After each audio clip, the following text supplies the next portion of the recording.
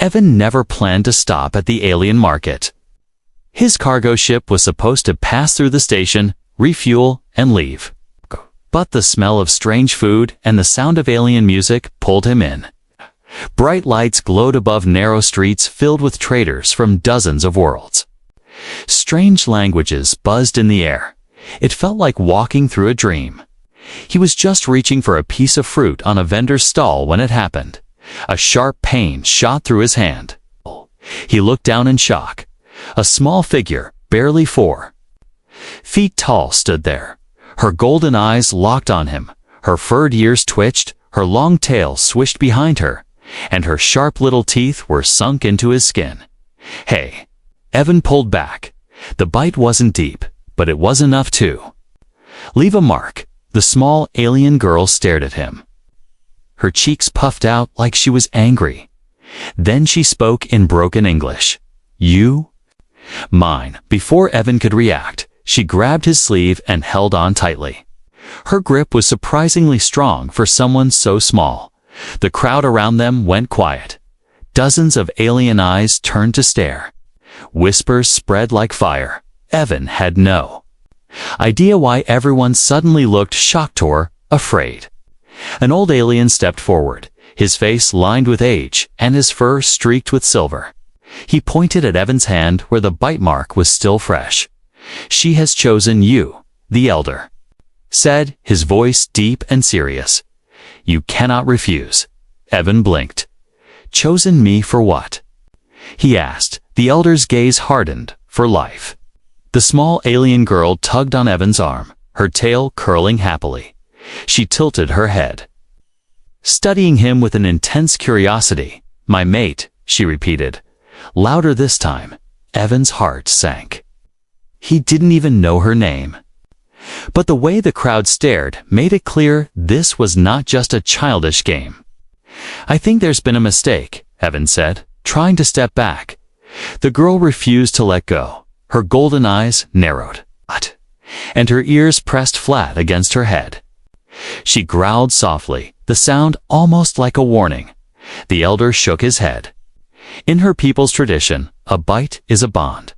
Once given in public, it cannot be undone without blood." That last word sent a chill down Evan's spine.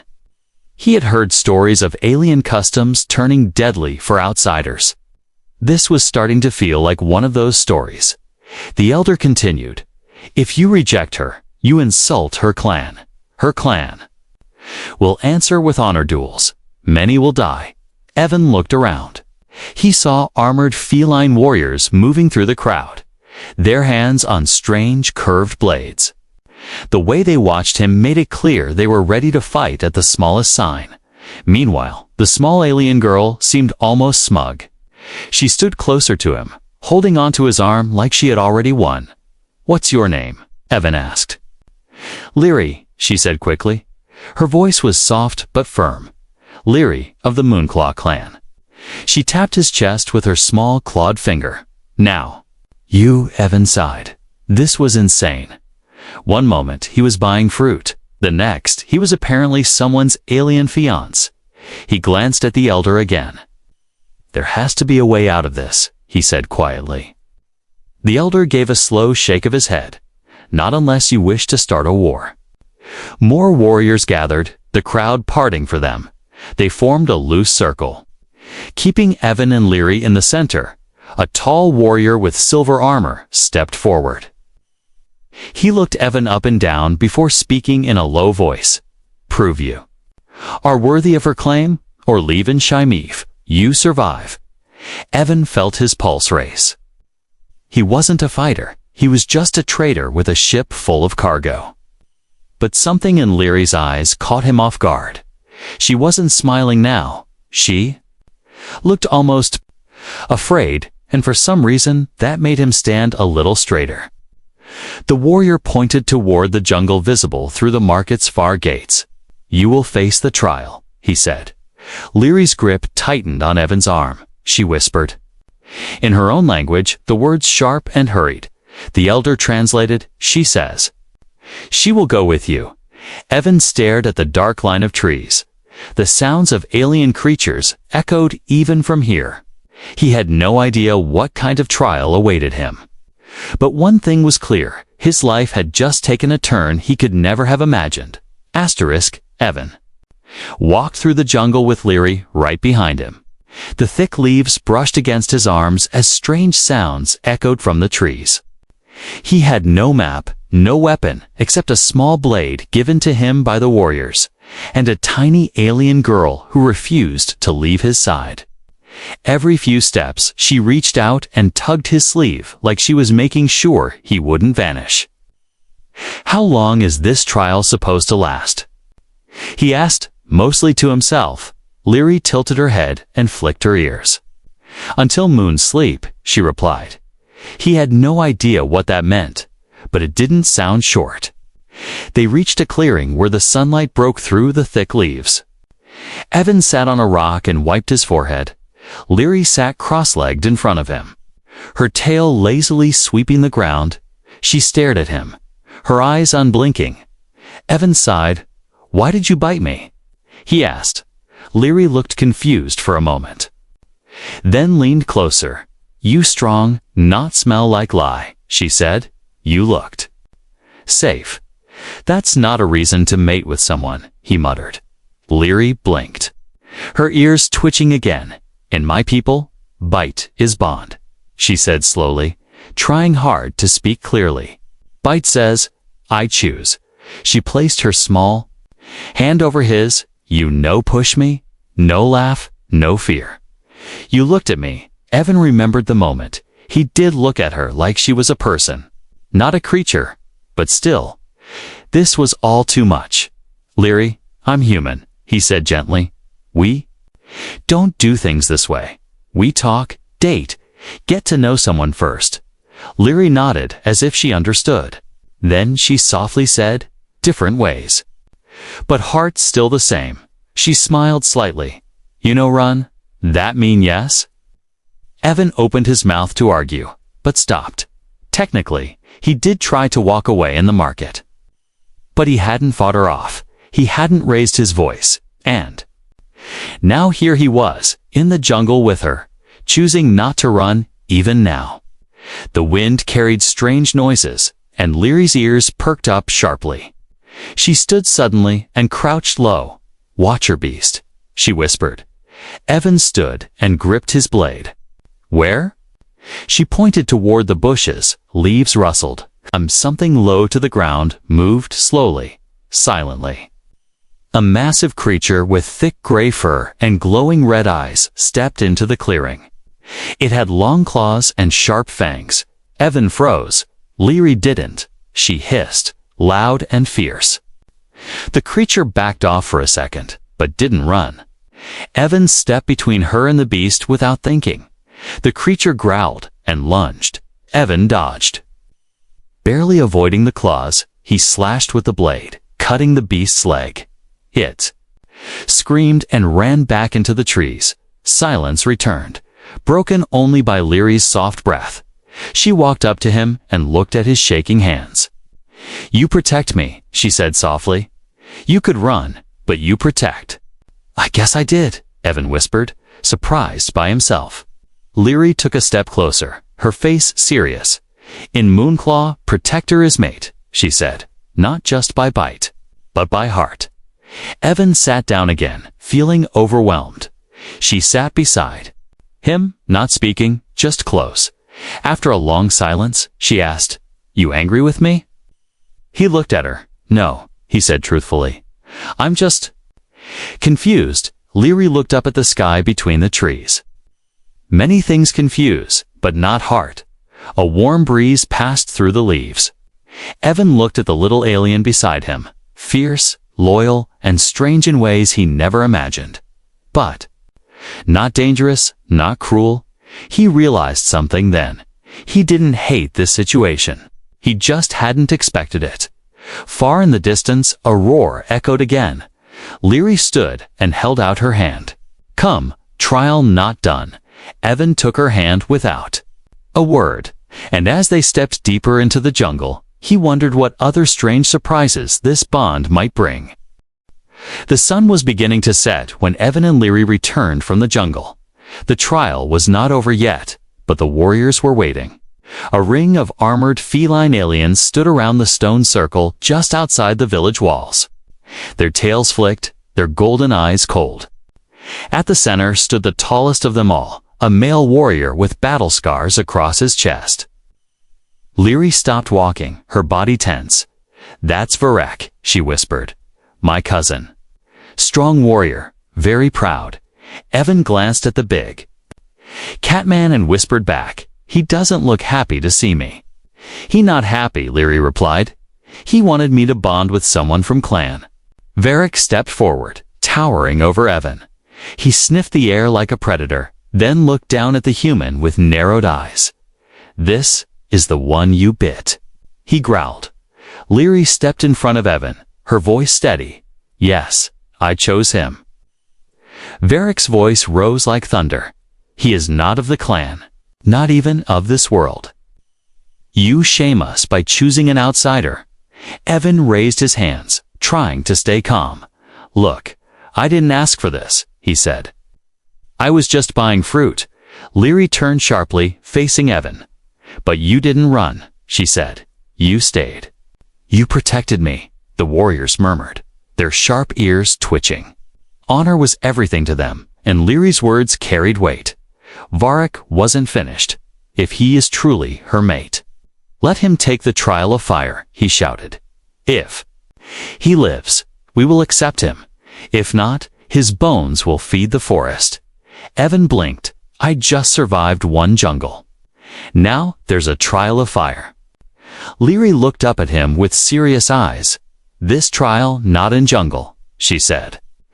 "This one is in the Hall of Flame." The name alone sounded terrifying, but Evan nodded slowly. "I'll do it," he said. Surprising himself again, he didn't like being threatened, and he sure didn't like being treated like dirt.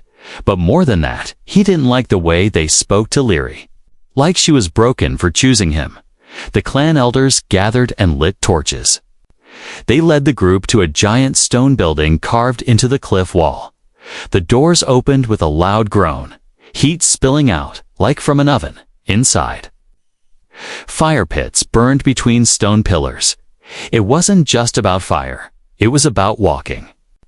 Through it with purpose, Evan was told the rules: he must walk the full path through the Hall of Flame while carrying a burning torch. He must not drop it, he must not stop, and he must not show fear. Leary's small hand touched his arm before he entered. "Don't run," she whispered. "I will wait." The heat inside hit him like a wall.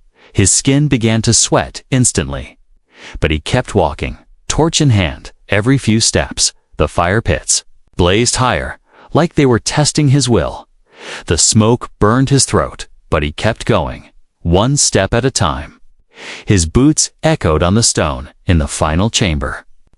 He stood before a wall of flame. The last part of the test walked through the wall. He hesitated only a second, then gritted his teeth and charged forward. The fire licked at his clothes but didn't burn him. It was hot, but not real flame.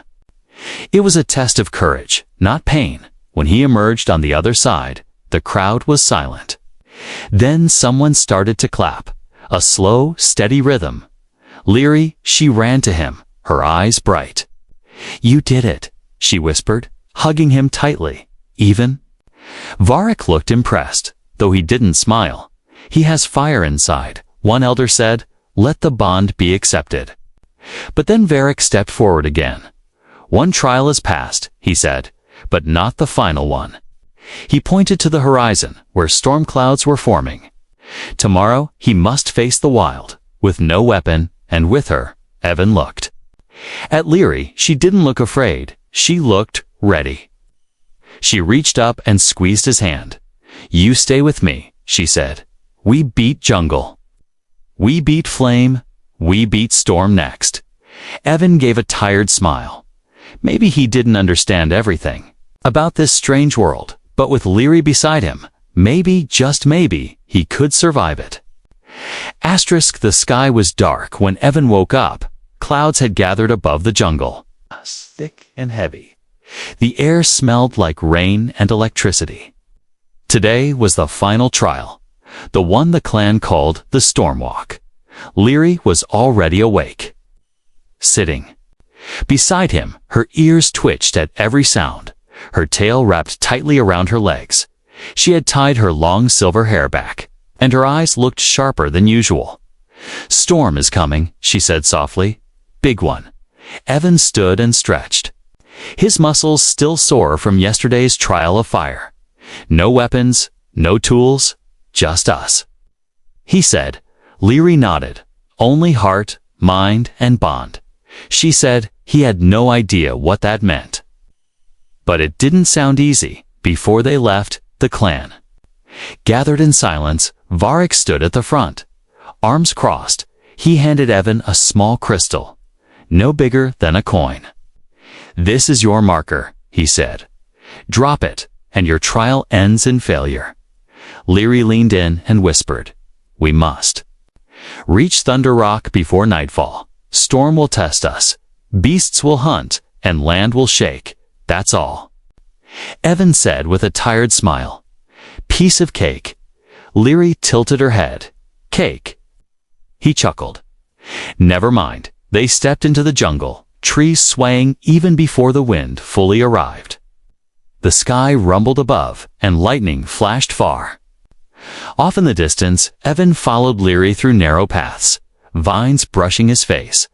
The jungle was louder than before, birds crying, leaves rustling, and strange growls echoing nearby. They crossed a fallen tree, acting as a bridge over a plea over a deep ravine halfway across. The wind picked up, nearly knocking Evan off balance. He reached for Leary's hand, and she grabbed it tightly. "Don't fall," she said firmly.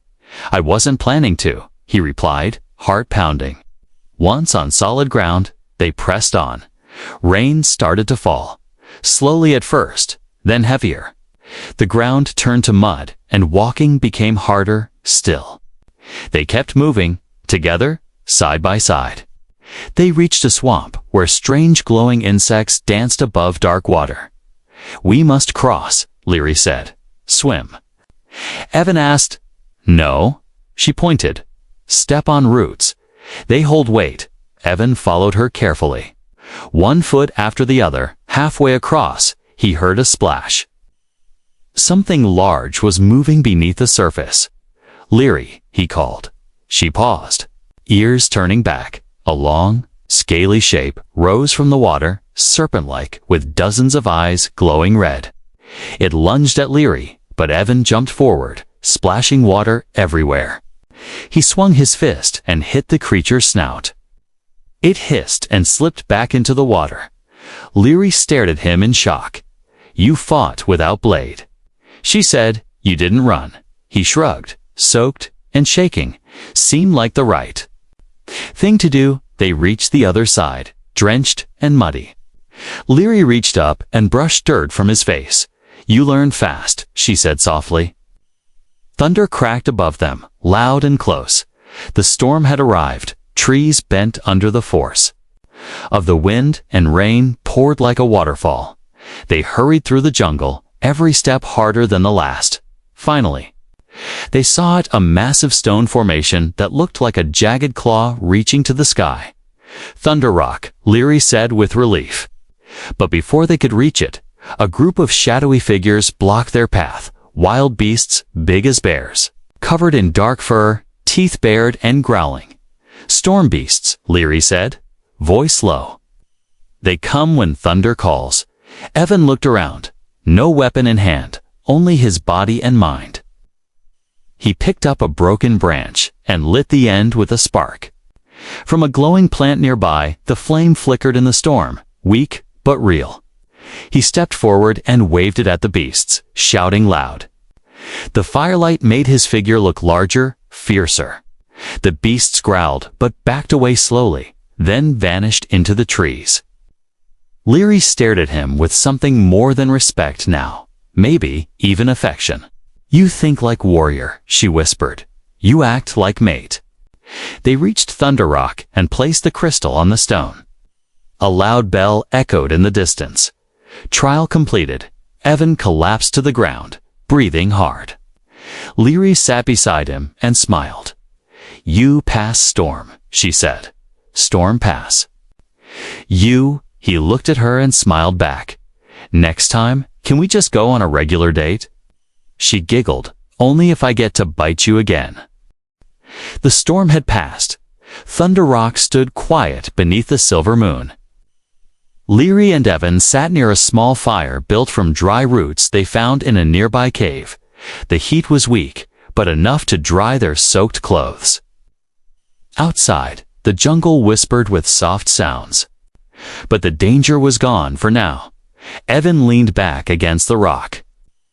His body tired. He had cuts on his arm, bruises on his legs, and mud still on his face. But he was alive, more than that. He had passed every trial thrown at him. Leary sat. Close, her tail curled around her legs, her golden eyes reflected the firelight. Glowing like twin stars, she held a leaf-wrapped bundle in her lap and opened it slowly. Inside was a sweet-smelling fruit, which she broke in half and offered to Evan for strength, she said. He took the fruit and bit into it, surprised by the soft, honey-like taste. "Thanks," he said. "You didn't have to share." "You protect me," she replied. "I protect you." The fire crackled softly, and a peaceful silence settled between them. But Evan could feel it. Something unspoken was hanging in the air, a question, a truth, or maybe both. "Leary," he asked after a while, "why me?" "Really?" She looked at him slowly, then turned her gaze to the fire. "I tell you now," she said, her voice softer than before. "When I was small, I bite someone, a warrior from our clan." Evan sat up straighter. "What happened?" "He laughed," she said, her ears flattening. "Said I was foolish girl. Said no one would ever accept bite from a runt." She looked down at her hands, her claws gently scraping the stone. "Since that day, I never bite again." Evan listened, carefully, surprised by the sadness in her voice. "You were just a kid," he said, "but they remembered it." Leary continued, "My cousin Varric. He tells everyone I'm broken, unworthy to lead." Evan blinked. "Lead?" Leary nodded slowly. "I'm daughter of the chieftain, only child." That hit Evan like a hammer. "You're a princess." She gave a small laugh. "Not like your stories, but yes. I'm next to lead the Moonclaw clan, but only if I bond with someone strong. Someone they respect." Evan felt the weight of her words sink in. "So when you bit me, I didn't plan it," she said quickly, looking at him again. "I saw you in the market, standing alone, not afraid of anyone, not even me. I felt something. I followed my heart." Evan was quiet. All this time, he thought he was just caught in some strange tradition. But now it was clear Leary had risked everything. Her honor, her future, even her life. "I thought you just saw a human who didn't know better." He said. "I saw someone real," she whispered. "You didn't see a small alien girl." "You saw me." The fire crackled again, soft and warm. Leary leaned her head on Evan's shoulder. He didn't move away. "I don't know if I'm strong enough to be part of your world," he said. "You faced beasts, storm, flame, and clan." She said softly, "You didn't run. You walked beside me." Evan smiled. "You do know I have no idea what comes next, right?" Leary nodded. "Me too," she whispered. "But together is better." The moon rose higher, painting the jungle in silver. A gentle breeze passed, rustling the leaves. Evan looked down at Leary, resting against him. So small, yet so fierce. So strange, yet somehow familiar. He'd never imagined bonding with anyone from another world. But now, sitting in the quiet of the night, he couldn't imagine walking away. "Back home," he said. "We have something called slow dating. We go to dinner, talk about life, share dreams." Leary looked up, curious. "What is dinner?" Evan laughed. "We're gonna need to figure out a lot." She reached up and touched the scar left by her bite on his hand. "Still mine," she whispered, with a little smile, "and I'm still here," he answered.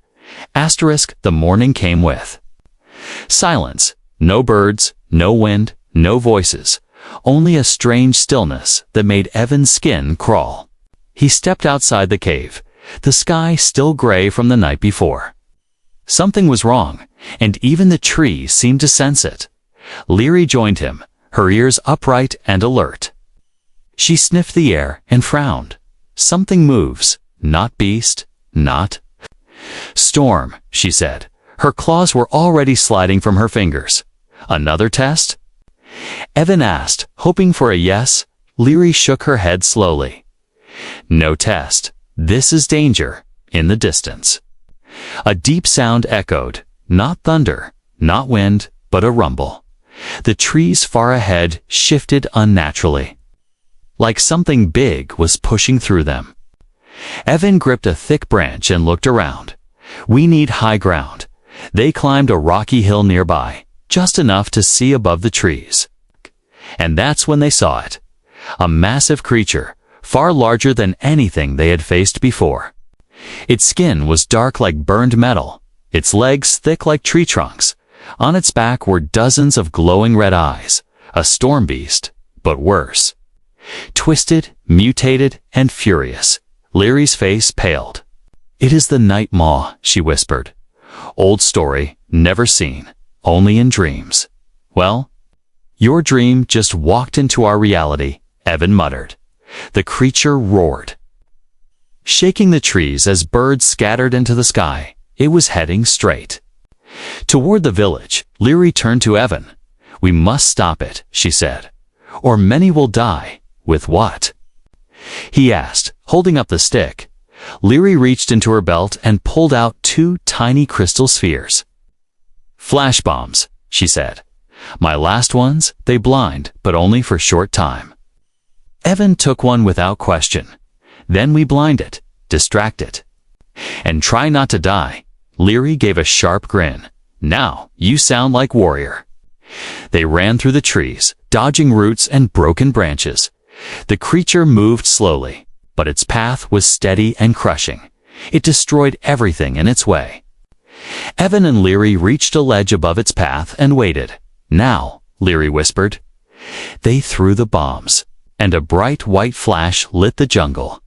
The beast screamed and stumbled, crashing into a hillside, but it didn't fall. It turned. Searching for who had dared strike it, Evan yelled and waved his arms, drawing attention. The creature charged toward him, eyes wild and glowing.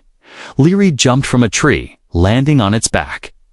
Slashing with her claws, she moved fast, slicing through soft flesh near the eyes. The beast roared and threw itself around, trying to knock her off. Evan ran beneath it. Spotting a weak point near the leg joint, he stabbed his branch into the gap and pushed with all his strength. The creature stumbled, one leg giving out. Leary took the chance and drove her claw into its largest eye. The beast screamed again and began to fall. Evan grabbed Leary's hand and pulled her off just in time. The giant creature crashed into the trees, its body twitching, then silence. Evan lay on the ground, gasping for breath. Leary crawled beside him, blood on her arms but smiling. "We did it," she whispered. "We stopped the night maw." Above them, the clouds finally parted. Sunlight broke through, warming their faces back. At the village, the clan stood waiting. Varric was among them, his expression unreadable when Evan and Leary arrived. Bruised and limping, the crowd fell silent. Evan dropped the beast's broken eye at their feet. "No more trials," he said. Varric stepped forward slowly and bowed his head. "You have our respect," he said, "and our future." The elders raised their staffs and spoke in unison. "Bond accepted, warrior welcomed, outsider no more." Leary looked up at Evan with pride. "You fight with heart, not just strength." She whispered, "Now, you are one of us." Evan looked at her, still catching his breath. He didn't plan to be here, didn't plan to bond with anyone. But as he looked around at the people, no, the clan, now watching him with respect, he realized he had found something rare, a place, a purpose, and someone who believed in him before he believed in himself. The village glowed with lantern light. Drums echoed softly in the night. Slow and steady like a heartbeat. The storm had passed. The beast was defeated. And the clan had gathered for something rare, a celebration. Evan stood at the edge of the circle, dressed in ceremonial cloth made of thick green fabric and silver threads. His wounds were cleaned, his hands wrapped gently by Diaries. She stood beside him, her fur brushed smooth, her eyes shining like stars. Tonight was not about trials, not about blood. It was about choice. Diaries turned to him and smiled. "You still here?" she said softly. He nodded. "Yeah, I am." In the center of the gathering stood the clan elders, their staffs glowing with crystal light. One of them raised her hand and spoke, "Diaries of Moonclaw, daughter of the chieftain. You made your bite," and he did not run. The crowd gave a low, rumbling sound, a sound of approval. The elder turned to Evan, "Human from the stars. You passed fire, storm, and fang. You protected her, and she claimed you will. You stay and stand beside her." Evan looked around the crowd. So many eyes, so many different faces. He could feel their respect now, not because he was strong, but because he stayed. He turned back to Diaries. Her tail flicked nervously, and her hands trembled just a little. She was fierce, but right now, she was afraid he might say no. "I don't understand everything about this world," Evan said slowly, his voice calm. "But I understand loyalty and courage and love." He reached down and held both her hands.